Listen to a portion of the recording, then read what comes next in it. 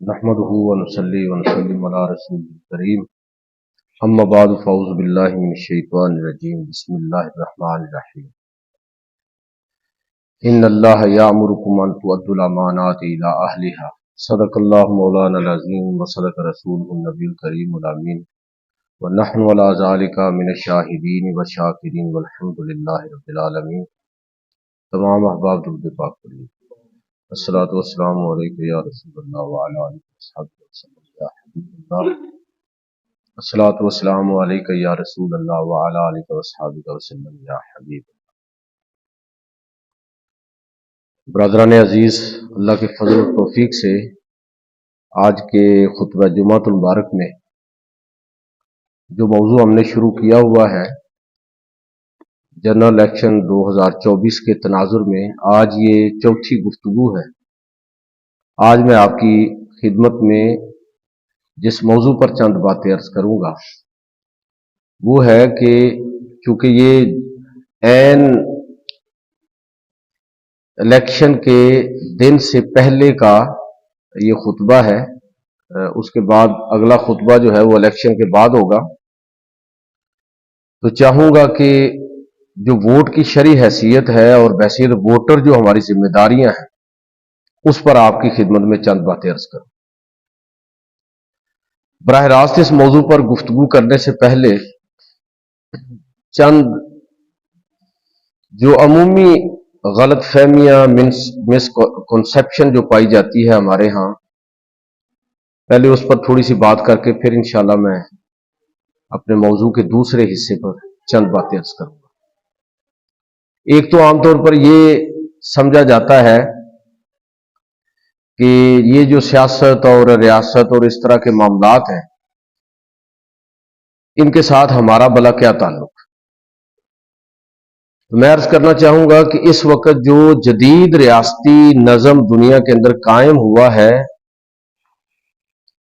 تو اس کا تقاضا سمجھتے ہوئے بہت آغاز میں پاکستان بننے کے متصل بعد کراچی کے اندر پاکستان کے تمام مسالک کے 31 نامور علماء نے جمع ہو کے کچھ اصولی باتیں طے کی۔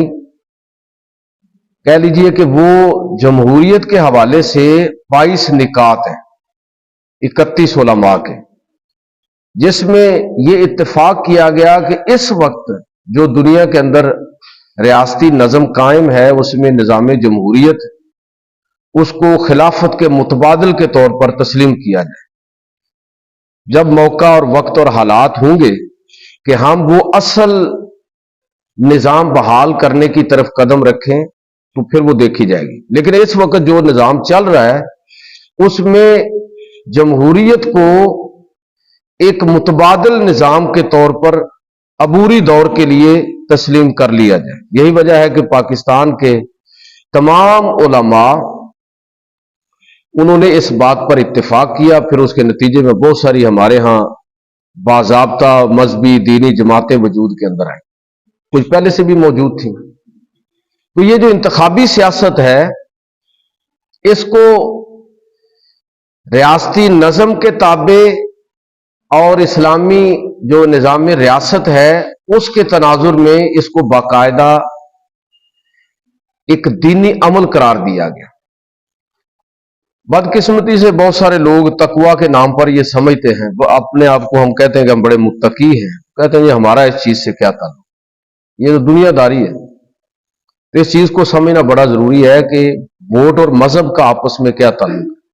اس ریاستی نظم کے اندر جس میں ہم جی رہے ہیں دنیا کے اندر، اس میں یہ ووٹ جو ہے یہ اصل میں دین کے تحفظ کے لیے آپ اس کو استعمال کر سکتے ہیں، بشرطے کہ ہمارا ذرا ٹریک ٹھیک ہو، ہم صحیح طرح چیزوں کو سوچیں، کیونکہ اوورآل جو پاکستانی قوم کا حال ہے وہ آپ دیکھ سکتے ہیں کہ شرح خواندگی کتنی ہے، لوگوں کے اندر شعور کتنا ہے۔ لیکن بہرحال ہمیں اقبال کی اس بات کو یاد رکھنا چاہیے کہ یہ جدا ہو دین سیاست سے تو رہ جاتی ہے چنگیز، جلال پادشاہی ہو کہ جمہوری تماشا، जुदा हो दीन सियासत से तो रह जाती है चंगेजी। इस सियासी निजाम में जो कायम है, भले उसमें कितनी खामियां हों, इसके अंदर दीनदार लोगों का अपनी राय देना, मुल्क और दीन से मोहब्बत करने वाले लोगों का शऊरी तौर पर इसमें बाकायदा शामिल होना,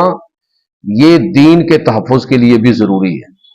अगर आप दीन का तहफ़्फ़ुज़ करना चाहते हैं तो आप दीन को तख्त पर लेके आएंगे, दीनदार लोगों को तख्त पर लेके आएंगे, दीनदार जमातों को तख्त पर लेके आएंगे। मकसद मेरा कोई ये नहीं है कि मैं किसी मजहबी जमात की सिफारिश कर रहा हूं, बल्कि मकसद मेरा ये है कि वो जमात, चाहे वो कोई भी हो, जो मुल्क पाकिस्तान, आईने पाकिस्तान, दस्तूर पाकिस्तान और जिस नाम पर यह मुल्क हम हासिल किया है, हमने, हमारे बुजुर्गों ने कुर्बानियां दी हैं, उस पूरी फिक्र को लेके आगे बढ़े और रियासत पाकिस्तान को के अंदर इस्लामी निजाम की बात करें। हमें उसको सपोर्ट करना चाहिए। दीन का तहफ़्फ़ुज़ इसी सूरत में मुमकिन है। दूसरा, ये हमारे यहाँ एक अजीबोगरीब किस्म का तसव्वुर लोगों के यहाँ जो पैदा हुआ कि ये बिल्कुल, इसको हमने एक दुनियावी मामला समझ लिया। मैं अर्ज करना चाहूंगा कि बहुत सारे लोग जो निजी जिंदगी में बड़े दीनदार हैं, बड़ी नमाजें भी पढ़ते हैं, रोजे भी रखते हैं, लेकिन इज्तिमाई मामलात से बिल्कुल ही गाफिल है। याद रखिए कि बहुत बड़ी मुजरमाना गफलत है, ये बहुत बड़ी मुजरमाना गफलत है। कितने लोग हैं कि वो जो अरबी का एक मुहावरा है ना कि आमालुकुम उम्मालुकुम, कि तुम्हारे आमाल, कि जो तुम्हारी गफलत है, कुताई है, उसके नतीजे में जो तुम्हारे हुक्मरान बनने वाले हैं, फिर उसका खमियाजा भुगतने के लिए तैयार हो जाओ। फिर ये ना कहना कि मुल्क का क्या हो गया है, जब आप मुल्क के बारे में सोचने के लिए तैयार नहीं है। कई लोग कहते हैं जी चलो हम गुनाहगार से हैं, चलो अगर किसी गलत आदमी को वोट दे दिया तो फिर क्या हुआ। ये कुछ बातें करने के बाद मैं असल मौजू की तरफ हूं। भाई, खुदा न खास्ता अगर मैं और आप अपनी जाती जिंदगी में गुनाहगार भी हैं, चले ऐसे ही मान लेते हैं, तो तब भी हमें यह समझना चाहिए कि कुछ गुनाह वो होते हैं जिनका ताल्लुक मेरा और आपकी जात के साथ होता है, और कुछ गुनाह वो हैं जिनका ताल्लुक जो है हमारी इज्तिमाई जिंदगी के साथ होता है। भाई, अगर मैंने कोई गलती की है तो ठीक है, उसकी सजा मैं पाऊंगा, ये मेरा जाती अमल भी हो गया, जजा और सजा का ताल्लुक भी मेरी जात के साथ हो गया।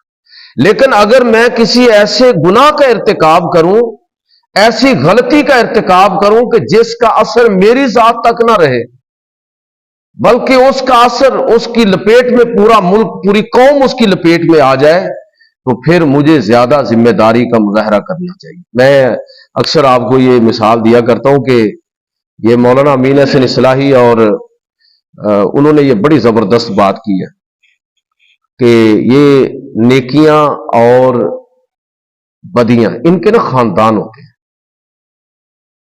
जिस तरह, और ये बांझ नहीं होती, बच्चे देती है। आपने कभी गौर किया कि बंदा फौत हो जाता है, उसका नामा उसी वक्त क्यों नहीं फैसला कर दिया जाता कि ये जन्नत में है या जहन्नम में? क़यामत तक के लिए पेंडिंग किया हुआ है जी, बंदा यहां से फौत होगा, बरज़ख में जाएगा, जन्नत का दरवाजा, खिड़की खुलेगी, जन्नत में नहीं जाएगा, खिड़की खुली हुई है, चलो अच्छे माहौल में है, रूह उसकी शादा और फरहा है। बुरा है तो तब भी जहन्नम का फैसला नहीं होता उसके लिए, तो उसके लिए जहन्नम की कोई खिड़की खोल दी जाती है। ये बात समझने वाली है कि असल में इंसान मरने के साथ इंसान का जो नामे अमाल है वो बंद नहीं हो जाता, इसलिए क़यामत तक वो सिलसिला चलना है। उसने कई नेकियां ऐसी की हैं और बाज ऐसी नेकियों के खानदान से ताल्लुक रखने वाले उसने अच्छे काम किए हैं कि वो मुसलसल बच्चे दे रहे हैं, उसकी आबादी में मुसलसल इजाफा हो रहा है, और क़यामत तक उसके नामा अमाल के अंदर नेकियां लिखी जानी। लिहाजा अभी नामा अमाल तो मुकम्मल ही नहीं हुआ। और कई बंदे ऐसे हैं कि जिन्होंने कोई ऐसा गुनाह जिससे सरजद हुआ है कि अभी उस गुनाह का बज़ाहिर उसने एक जुर्म किया है, लेकिन उस जुर्म के नतीजे में आगे पता नहीं कितने कितने जुर्म लोगों ने उनका इर्तिकाब करना। इसीलिए यह कहा गया ना कि क़यामत तक जो भी कत्ल होगा, कातिल को उसका जो सजा होगी वो तो होगी, लेकिन सबसे पहला कत्ल करने वाला काबिल, जिसने हाबिल का कत्ल किया था, उसके खाते में भी उसकी सजा जो है वो दर्ज होती रहेगी। इसलिए कि दुनिया के अंदर पहला कत्ल करके इस गुनाह का लोगों को जो शऊर दिया है तो वो काबिल ने दिया है। मेरा कहने का मतलब यह है कि लोग जन्नत में फौरन क्यों नहीं पहुंच जाते मरने के बाद, बात खत्म हो, और जहन्नम में क्यों नहीं डाल दिए जाते कि बात खत्म हो जाए। मेरे भाइयों, इस वजह से कि अभी नामा अमाल मुसलसल तकमीली मराहिल में है।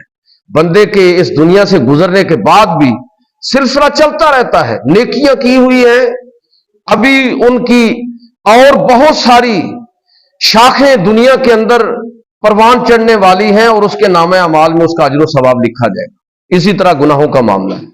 तो मैं ये कहना चाहता हूं कि ये अजीब हमने माइंडसेट बनाया, चलो जी हम तो गुनाहगार हैं तो दफा करो, और चलो इसे दे दो, इसे दे दो, उसे दे दो। आपने कभी अंदाजा किया कि ये कितनी बड़ी जिम्मेदारी है? बहुत मुमकिन है कि आपके कास्ट किए हुए वोट के नतीजे में कोई शख्स मसले इक्तदार पर फायज हो जाए।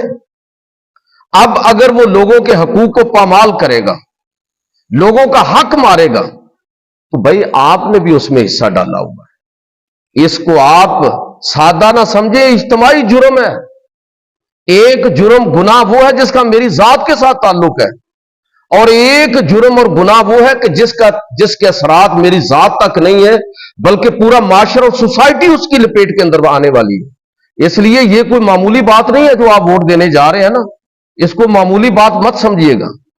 इसको इस चीज के साथ समझने की जरूरत है कि ये असल में एक बहुत बड़ी जिम्मेदारी, एक बहुत बड़ा मनसब है जो आप लोग अदा करने जा रहे हैं। तो लिहाजा इस चीज को भी शऊरी तौर पर समझने की जरूरत है और दुरुस्त करने की जरूरत है कि ये बस जी कोई बात नहीं। लिहाजा ये कोई निजी मामला नहीं है, मेरी और आपकी जात तक रहने वाला मामला नहीं है। इस फैसले का ताल्लुक हमारे इज्तिमाई निजाम के साथ है और इसके जो असरात मुरतब होंगे वो भी इसी तरह हमागीर नौयत के होंगे। अच्छा, एक और जो समझा जाता है, यानी हमारे यहाँ एक मिसकॉन्सेप्शन जिसे आप कह लें, एक गलत तस्वर लोगों के ज़हन में बैठ गया, वो ये है कि वो जी सारे तो बुरे लोग हैं, इनमें से कौन सा हाजी है? वैसे तो अल्लाह के फजल से हाजी भी जो करते हैं वो भी एक अलग मामला है। हाज भी अजीबो गरीब मकासद के लिए हम करते हैं और उसको बाकायदा प्रमोट करते हैं। तो ये सारे इसी तरह के। पहली बात तो ये है कि हमें ये देखना चाहिए कि ये जो इस दस्तयाब माहौल के अंदर जो अच्छे लोग हैं उनकी अगर आप हौसला अफजाई शुरू करेंगे तो अच्छे लोग आगे आएंगे। सियासत लोगों को शरीफ बना देती है, बशर्ते कि लोग सही फैसला करना सीखें। लोग ये तय कर लेना किसी बदमाश को वोट नहीं देना, तो मैं आपको यकीन दिलाता हूं कि बड़े बड़े बदमाश सियासत में आने से पहले शराफत का लिबादा कम अज कम ओढ़ लेंगे, शरीफ नजर आना शुरू हो जाएंगे। और एक वक्त आएगा कि जिस तरह की यूरोप और मगरब में आप देख लें कि वहां कोई ऐसा शख्स वो जो आम आदमी के लिए शायद वो पाबंदियां नहीं है, लेकिन अगर कोई शख्स मैदान सियासत के अंदर कदम रखता है तो उसको अपने अखलाक और किरदार की हिफाजत बाकी लोगों की निस्बत कहीं जाके ज्यादा करनी पड़ती है। वो देखे ना, क्लिंटन का मुआवजा हुआ था, किस चीज पर हुआ था? ये उनकी सोसाइटी में गुनाह है ही नहीं, जुर्म है ही नहीं जिस पर उसका मुआवजा हुआ था। और इसी तरह दुनिया के अंदर आप देख लीजिए। मेरा कहने का मतलब यह है कि एक तो हमें इस चीज को देखना चाहिए कि जो दस्तयाब लोग हैं उनमें से वोट दें, और ये वोट लाजमी है। मैं कहता हूं कि जो वोट नहीं देता गुनाह का, जुर्म का इर्तिकाब करता है। भाई गवाही है ना, तो अल्लाह रब्बुल इज्जत क्या फरमाता है? अभी मैं इस पर अलग से बात करने लगा हूं, लेकिन हम ये देखिए कि अल्लाह ताला फरमाता है कि लोगों वला तक्तुम शहादत वमन यक्तुमहा फइन्नहु आसिमुन क़ल्बुहु। کہ لوگوں گواہی مت چھپاؤ. آپ گواہی دینے لگے ہیں کہ میرے حلقے میں، میرے دائرہ اختیار میں ان 8 10 15 لوگوں میں سے یہ شخص بہترین ہے.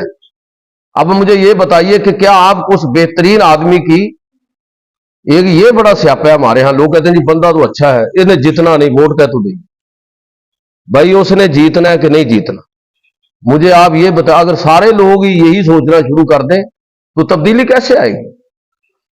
تبدیلی اس وقت آئے گی جب میری اور آپ کی سوچ کے اندر تبدیلی آئے گی. ہم اپنے آپ کو تبدیل کریں گے اور یہ دیکھیں گے کہ دستیاب لوگوں میں سے، میں کہتا ہوں یہ چور ہیں، ڈاکو کھڑے ہیں، تو چلو یہی سمجھ لیں ہم. وہ فقہاء نے باقاعدہ یہ مسئلہ بیان کیا کہ اگر برائیاں ہی برائیاں ہوں، برے ہی برے لوگ ہوں، تو کم تر جو برا ہے اس کا انتخاب کر، جو کم ہے نا ان میں سے برائی میں، اس کا انتخاب کر. لیکن میں کہتا ہوں کہ کئی اچھے لوگ کھڑے ہوتے ہیں ہر حلقے کے اندر. تو یہ کہا جاتا ہے کہ یہ جی سارے اسی طرح کے ہیں. بھائی اس میں سے آپ انتخاب کریں، اور یاد رکھیے کہ جو شخص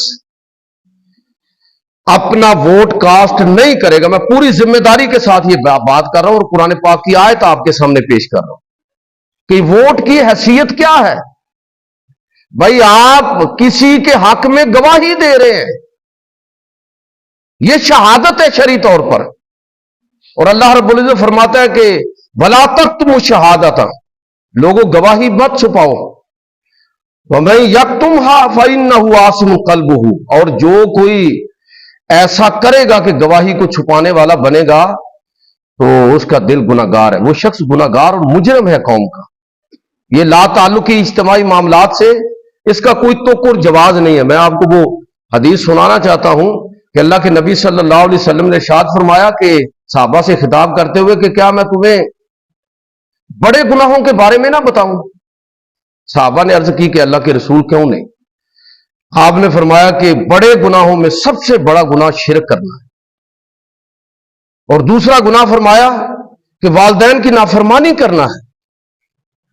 اور حضرت ابو بکر رضی اللہ تعالیٰ عنہ اس حدیث کے راوی ہیں، وہ کہتے ہیں کہ نبی صلی اللہ علیہ وسلم نے ایسے ٹیک لگائی ہوئی تھی دیوار کے ساتھ، لیکن جب آپ تیسری بات کرنے لگے تو آپ نے ٹیک چھوڑ دی. آپ نے فرمایا اور تیسرا سب سے بڑا گناہ جو ہے وہ جھوٹی گواہی دینا ہے، وہ جھوٹی گواہی دینا ہے، وہ جھوٹی گواہی دینا ہے. صحابہ کہتے ہیں کہ حضور نے یہ بات اتنی دفعہ ارشاد فرمائی کہ ہمارے دل کے اندر خواہش پیدا ہوئی کہ کاش اللہ کے نبی صلی اللہ علیہ وسلم اب خاموش ہو جائے. اب مجھے آپ یہ بتائیے کہ آپ ایک گواہی قائم کرنے جا رہے ہیں اور اس گواہی کے اثرات صرف آپ کی ذات تک نہیں ہے، پورا ملک اس سے متاثر ہونے لگا ہے.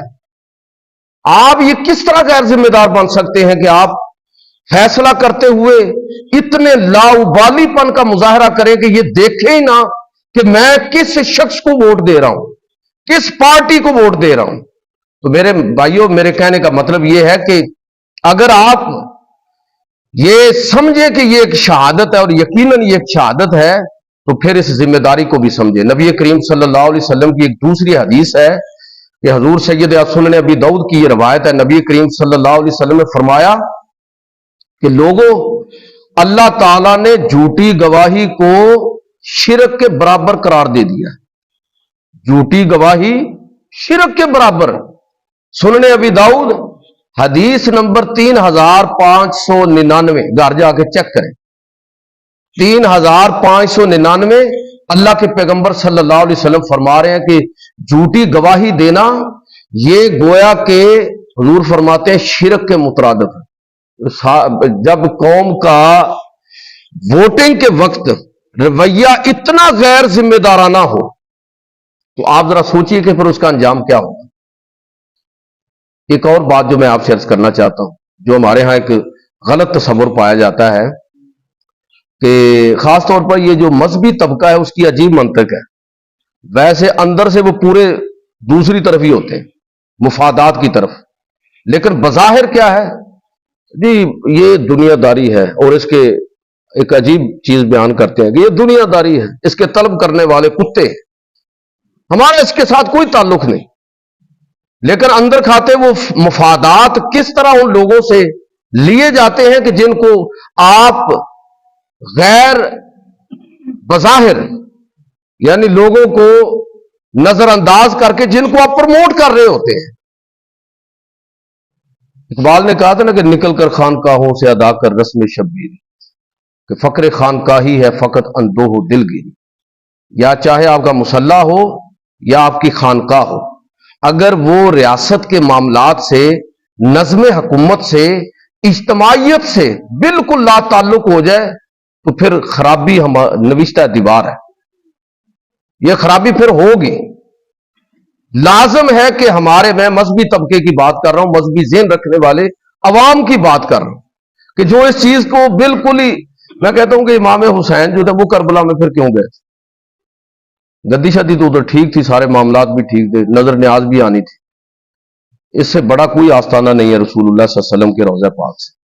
وہاں چھوڑ کے وہ کربلا کی طرف نکل گئے.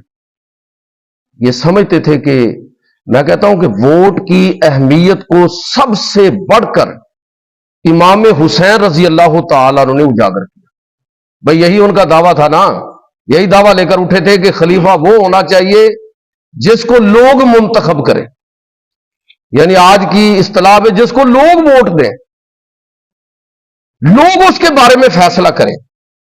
تو لہذا اس چیز کو بھی ہمیں سمجھنے کی ضرورت ہے، خاص طور پر جو مذہب سے، وطن سے، سماج سے محبت رکھنے والے لوگ ہیں، کہ وہ اس عمل کو بھی ایک مذہبی عمل سمجھیں، اس کو ایک ذمہ داری سمجھیں اور اس کو نظر انداز نہ کریں. بہرحال یہ وہ چیزیں ہیں جو میں نے دو چار چیزیں آپ کی خدمت میں عرض کی، جو لوگوں کے ہاں غلط طور پر مشہور ہو گئی کہ جی اس کے ساتھ ہمارا کوئی اس سے تعلق، دفعہ کریں جی، لعنت بھیجے، کوئی اس قابل ہے ہی نہیں. وہ جو موجود ہیں ان میں سے جس کو آپ بہتر سمجھتے ہو اس کو آپ ووٹ دو. بس اوقات کوئی فرد اچھا ہوتا ہے لیکن یہاں جماعتیں ہی سب کچھ ہیں، تو صرف فرد کو نہ دیکھیں، اوپر جماعت کو بھی دیکھ لیں کہ کون سی جماعت یہ منشور عوام سے کیا ہوا وعدہ ہے. کاش ہم اس قابل ہو جائیں کہ شخصیات کو ووٹ دینے کی بجائے منشور کو ووٹ دیں، کہ جو ہمارے ساتھ عہد کیا گیا ہے کس جماعت نے اس عہد کو پورا کیا ماضی میں، اور کون سی جماعت ایسی ہے کہ آئندہ وہ اس عہد کو پورا کرے گی، نہ کہ ہمارے ساتھ فراڈ کرے گی. اب میں موضوع کے دوسرے حصے پر بات کرنا چاہتا ہوں کہ ووٹ ہے کیا.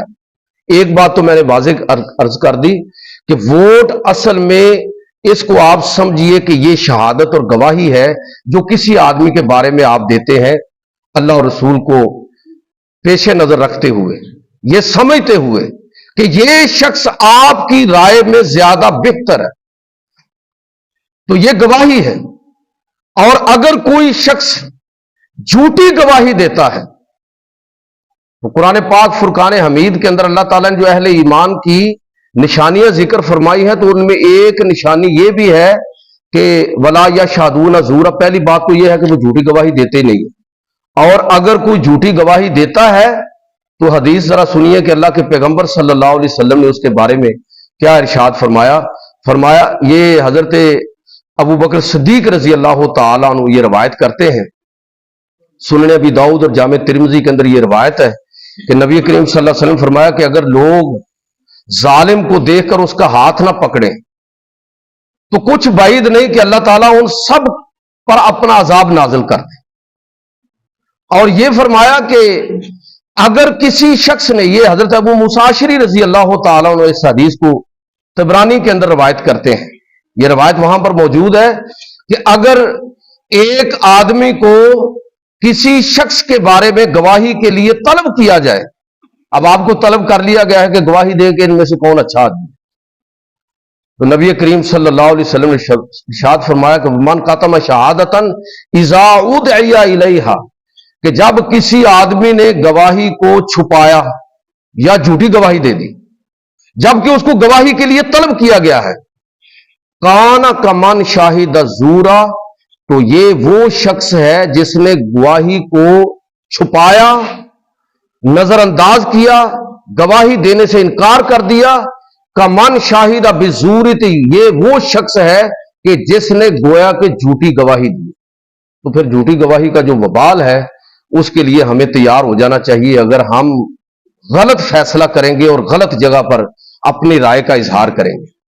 तो एक चीज तो मैंने ये अर्ज किया कि ये वोट जो है ये गोया कि गवाही है, लिहाजा झूठी गवाही किसी ने नहीं दी। दूसरी इसकी हैसियत जो है वो सिफारिश की है। आप सिफारिश कर रहे हैं जी इसको रख लें, तो सिफारिश क्या है? कुरान मजीद फुरकान हमीद के अंदर सूरह अन-निसा आयत नंबर 85 अल्लाह रब्बुल इज्जत इरशाद फरमाता है कि मैं यशफा शफाअतन हसना यकुल लहू नसीबुम मिनहा, जिस आदमी ने सही सिफारिश की, सही बंदे की सिफारिश कर दी, जायज सिफारिश की, यकुल लहू नसीबुम मिनहा, अगर उस आदमी ने अच्छे काम किए, अच्छा अमल किया, आपकी उस सिफारिश का सही मानों में उसको सही मानों में उसने हमेशा याद रखा और उसके मुताबिक उसने अमल किया, तो जिस आदमी ने गवाही दी है, सिफारिश की है, तो कुरान पाक में अल्लाह ताला फरमाता है कि यकुल लहू नसीबुम मिनहा, जो वो, जिस तरह मैंने शुरू में कहा ना, नेकियां और गुनाह ये बांझ नहीं होते, ये बच्चे देते हैं। आप एक गुनाह करते हैं, हम एक गुनाह का इर्तिकाब करें या नेकी का करें, उसके असरात आगे हमारी किस्मत का फैसला करने वाले हैं। अगर वोट की बात करें तो हमारे बच्चों, हमारी नस्लों के मुस्तकबिल का फैसला करने वाले हैं, और आखिरत की बात करें तो हमारी जन्नत और जहन्नम का फैसला करने वाले हैं। तो अल्लाह ताला फरमाता है कि जिसने अच्छी सिफारिश की, अगर वो नेकी पर चला जिसकी उसने सिफारिश की है, तो उसकी नेकी का अजर व सवाब उस सिफारिश करने वाले के नामा अमाल में भी होगा।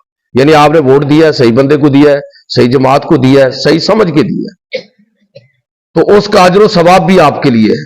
और फरमाया कि वमन यशफा शफाअतन सय्यतन, जिसने किसी बुरे की सिफारिश की, यकुल लहू किफलुम मिनहा, अगर उसने आगे जाके मुल्क को, मिल्लत को बेचा, अगर उसने ऐसे जराइम का इर्तिकाब किया और आपको पता था कि ये इसी तरह का आदमी इसी तरह करेगा, लेकिन चलो मेरे भी काम निकलवाएगा, तो जो वो जुर्म करेगा, उस जुर्म के अंदर वो वोटर भी, वो राय देने वाला, वो सिफारिश करने वाला, वो भी उसी तरह शरीक होगा।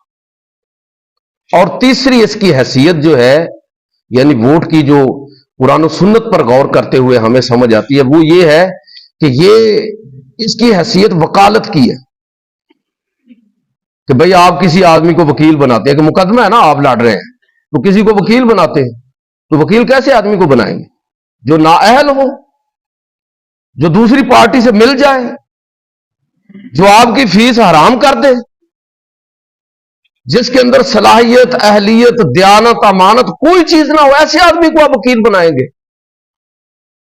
एक आदमी को आप पूरी कौम के लिए अपनी तरफ से, पूरी कौम के हुकूक का तहफ्फुज करने के लिए अपनी तरफ से वकील बना रहे हैं कि जी ये मेरी वकालत करेगा, ये मेरी नुमाइंदगी करेगा। अब आप सोचिए कि अगर उस शख्स ने मजमूई इंसानी हुकूक जो है उनके अंदर उसने गड़बड़ की, उसको पामाल करने में उसने अपना हिस्सा डाला, तो फिर समझ लीजिए कि असल में जो खराबियां वो शख्स आपका नुमाइंदा कर रहा है, तो उसके अंदर मैं और आप भी शरीक हो गए, इसलिए कि हमने सब कुछ जानते बूझते हमने उसको सपोर्ट किया था। और मैं कहता हूं कि इससे अगली बात यह है कि हमने तो सही समझ के सपोर्ट किया था, बाद में उसने गड़बड़ कर दी। यूरोप और मगरब, जिसको हम जहन्नमी कहते हैं, जिन पर हम लानते भेजते हैं, तो उनका तर्ज अमल क्या, उन्हीं से सीख लें।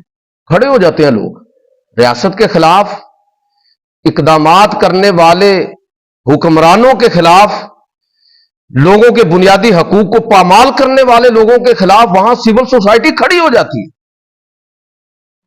पब्लिक अवेयरनेस इतनी ज्यादा है, जिस तरह के मैंने पिछले 3 जुम्मों में अर्ज किया कि यही हमारा मौजू रहा है पिछले 3 जुमे, کہ اتنی پبلک اویئرنیس رسول اللہ صلی اللہ علیہ وسلم نے لوگوں کے اندر پیدا کر دی خلفائے راشدین کے، لوگ خلفاء کے سامنے کھڑے ہو جاتے تھے کہ آپ یہ غلط کر رہے ہیں، آپ یہ قرآن کے خلاف کر رہے ہیں، یہ سنت کے خلاف ہے۔ تو لوگوں کے اندر ایسی کرج اور حوصلہ، اس کو ریاست ہمیشہ پروموٹ کرتی ہے۔ یہ کیا نظام بنا دیا ہم نے، اس کو ہم نے خود ہی پروموٹ کیا ہے۔ اعمالکم اموالکم، میں بات یہ کر رہا ہوں کہ کس کو آپ وکیل بنا رہے ہیں۔ لہٰذا یہ سوچ سمجھ کر ہمیں دیکھنا ہوگا کہ وکالت کا منصب ہم کس شخص کو سونپ رہے ہیں۔ چوتھی حیثیت جو وکالت کی ہے، اس کی ووٹ کی، اسے آپ یہ کہہ لیجئے کہ اس کا تعلق جو ہے وہ امانت کے ساتھ ہے، کہ ہم ووٹ کی امانت بھی ادا کر رہے ہیں۔ اور اللہ تعالیٰ ارشاد فرماتا ہے کہ ان اللہ یامرکم ان تؤدوا الامانات الی اہلہا، کہ اللہ تمہیں حکم دیتا ہے کہ امانتیں ان کے اہل لوگوں کے سپرد کرو۔ ہمیں نہیں نظر آ رہا کہ کون سی پارٹیاں اہلیت کی بنیاد پر سیاست کر رہی ہیں اور کون سی پارٹیاں جو ہیں وہ اپنے ذاتی مفادات اور خاندانی مفادات کی بنیاد پر سیاست کر رہی ہیں، ہمیں نہیں نظر آ رہا۔ آپ اپنے شہر میں دیکھ لیں، عجیب و غریب قسم کے لوگ، کہ آپ دیکھ لیں کہ ایک پارٹی ہے، اس کا ایک دادا تھا، اس کے بعد بیٹا تھا، اب پوتا اس کا کھڑا ہے، اور کوئی اہل بندہ اس پورے حلقے کے اندر پیدا ہی نہیں ہوا۔ یہ موروثیت اللہ کے نبی تو ختم کر کے گئے تھے، کہ لوگوں نے کہا کہ اپنے بعد کسی کو خلیفہ بنا دے، فرمایا نہیں۔ حضرت عباس چچا موجود ہیں، حضرت علی بن ابی طالب موجود ہیں، باقی خاندان موجود ہے، فرمایا کہ یہ بہتر فیصلہ کریں گے، اور لوگوں نے بہتر فیصلہ کر کے حضرت ابوبکر صدیق کا انتخاب کیا۔ انہوں نے بھی اپنی اولاد اور اپنے خاندان میں سے کسی کو نہیں، حضرت عمر فاروق کو بنایا، حضرت عمر فاروق نے بھی اپنے میں سے کسی کو نہیں۔ حضرت عبداللہ بن عمر بہت جلیل القدر صحابی ہیں، آپ کے صاحبزادے، بڑا مقام ہے، ان کو لوگوں کے بار بار کہنے پر ان کو مجلس مشاورت میں رکھا کہ یہ مشورہ دے سکتا ہے، خلیفہ نہیں بن سکتا۔ اور یہی معاملہ عثمان غنی اور علی المرتضیٰ رضی اللہ تعالیٰ کا۔ میرا کہنے کا مطلب یہ ہے کہ بھائی یہ ماحول جو خراب ہے، اس کو ہم نے ٹھیک کرنا ہے۔ میں آپ کو یقین دلاتا ہوں کہ جب ہمارے اندر صحیح شعور اجاگر ہوگا، ہم اجتماعی معاملات کو اسی طرح دیکھنا شروع کر دیں گے جس طرح ہم اپنے ذاتی معاملات کو دیکھتے ہیں۔ جس طرح میں اکثر دیکھتا ہوں نا کہ مسلک میں بڑا ماشاءاللہ مسلک کی محبت ہے ہمارے اندر، کہ یہ چیز ہمارے مسلک کے خلاف ہے۔ بھائی مسلک سے اتنی محبت ہے نا، تو کاروبار کرتے ہو تو اس میں بھی مسلک دیکھا کرو، لیکن لگاتے کیوں نہیں اوپر دکان کے کہ یہاں کوئی وہابی، دیوبندی، اہل حدیث، شیعہ، فلاں فلاں مسلک والے ہی صرف آ سکتے ہیں، دوسرے کسی مسلک کا آدمی ادھر یا ہماری دکان کے اوپر نہ آئے، تو یہ کیوں نہیں وہاں لے کے لگاتے؟ اس کا مطلب یہ ہے کہ مسلک صرف ہم نے ایک ڈھگوسلا بنایا ہوا ہے اپنے ذاتی مقاصد کے لیے، دین کو، یا اپنی شاید کوئی تسکین کے لیے ہم دین کو استعمال کرتے ہیں، اور اس کے اثرات پوری یہ مسلک کو آپ آگے اٹھا کے آپ قومی سطح پر لے جائیں۔ اسی طرح ہم ساری عصبیتوں کو، چاہے وہ عصبیت مسلک کی ہو، ذات برادری کی ہو، یا کوئی جغرافیائی یا لسانی عصبیت ہو، ان ساری عصبیتوں کو ہم اپنے ذاتی مقاصد کے لیے استعمال کر کے ہم نے اس ملک کا بیڑا غرق کیا ہے۔ چھوڑتے کیوں نہیں ان چیزوں کو ہم لوگ؟ یہ ہمارے پاس جتنا میری اور آپ کی طاقت، ہم سے اتنا ہی پوچھا جائے گا، بس ہم ووٹ ہی ڈال سکتے ہیں، تو ڈالیے پورے شعور کے ساتھ، پورے فہم کے ساتھ۔ تو چوتھا جو میں نے سٹیٹس عرض کیا کہ وہ ووٹ کا کیا ہے، کہ یہ امانت ہے، تو اہل آدمی کے سپرد کیجئے، ایسے آدمی کے سپرد کہ جو میری اور آپ کی نسلوں کے مستقبل کا محافظ بن سکے، جو قوم کے مستقبل کو مد نظر رکھ سکے۔ تو میرے بھائیوں، آج کی گفتگو کا خلاصہ یہی ہے کہ یہ 8 فروری کا الیکشن ہے، اگلا جمعہ چونکہ الیکشن کے بعد آنے والا ہے، اس پر میں اور بات کروں گا۔ تو یہ میرے پاس بھی یہ آخری موقع ہے کہ میں آپ سے یہ گزارش کروں کہ خدا کے لیے ایک تو یہ ووٹ ڈالنا جو ہے اس کو دینی ذمہ داری سمجھے۔ بعض ملکوں کے اندر تو باقاعدہ یہ قومی جرم شمار ہوتا ہے کہ اگر آپ ووٹ استعمال نہیں کریں گے تو آپ ایک اخلاقی جرم کا ارتکاب تو کریں گے، एक कानूनी जुर्म का भी इर्तिकाब करें। यह लाजमी करना चाहिए कि हर आदमी वोट डाले, चाहे अपनी राय का इजहार करें। कई लोग मुझसे पूछते हैं जी कि आप ही बता दें किसको वोट दें। मैं क्यों कहूं भाई आपसे कि फलां जमात को वोट दें? आपको अल्लाह ताला ने जो अक्ल और दानिश अता फरमाई है, उसका तकाजा यह है कि आप खुद अपने माहौल के अंदर देखें, खुद फैसला करें, और आप सही फैसला करेंगे, मैं आपको यकीन दिलाता हूं। किसी से पूछने की आपको जरूरत नहीं है। आप खुद देखिए अपने माहौल के अंदर, जमातों को देखें, उनके मंशूर को देखें, उम्मीदवारों को देखें, कौम के मुस्तकबिल को देखें, और इसको एक दीनी और कौमी जिम्मेदारी समझते हुए पूरी जिम्मेदारी के साथ आप वोट को गवाही समझें, सही गवाही दें। आप इसको वकालत समझें, सही आदमी को अपना वकील बनाएं। आप इसको अमानत समझें, सही आदमी, दयानतदार आदमी के हवाले आप इस अमानत को करें। आप इसको सिफारिश समझें तो किसी गलत आदमी की सिफारिश की कोशिश ना कीजिएगा, सही आदमी के। अगर मैंने और आपने गलती की, उसके नतायज अगर उल्टे निकले, गलत निकले, तो याद रखिएगा कि जिस तरह बाकी अमल करने की जजा और सजा है, उसी तरह इसकी जजा और सजा के लिए भी दुनिया के अंदर भी हमें तैयार रहना चाहिए, और हम भुगत रहे हैं, और आखिरत के अंदर भी इसकी जजा और सजा के लिए हमें तैयार रहना होगा। अल्लाह ताला मुझे और आपको अमल की तौफीक अता फरमाए।